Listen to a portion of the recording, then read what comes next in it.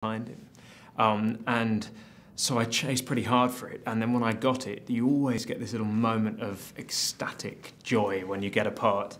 And then normally it takes a week or two before it kicks in, that you actually have to do it, and it feels a bit, suddenly you realise you've got to step up. And this time it was the shortest time ever. I think it lasted under a second before I started feeling that sick feeling of actually knowing that you've got to go and do it.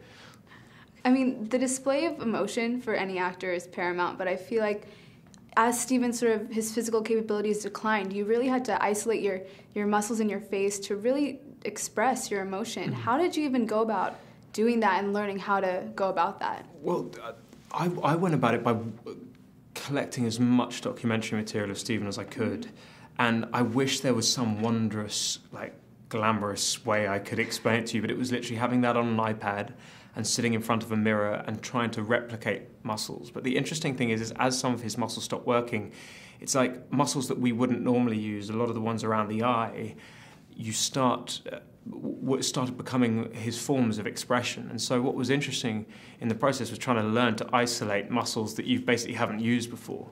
One of the lovely things about it being a film was, of course, film can get close and can see those things. So.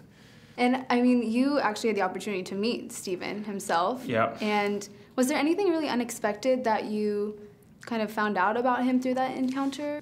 I mean, what was weird as I was driving to meet Steven is I suddenly thought, God, despite having watched everything, I have no idea what to expect or how I will feel. And to be totally honest, when I met him, because of all this pre-knowledge and because he is such an extraordinary man, it has such an extraordinary brain, I was paralysed with sort of awe. But things that I gleaned from that meeting, I mean, he was very specific about some things, about talking about how his voice had been slurred before he had the tracheotomy, and that was something that I took back to the producers and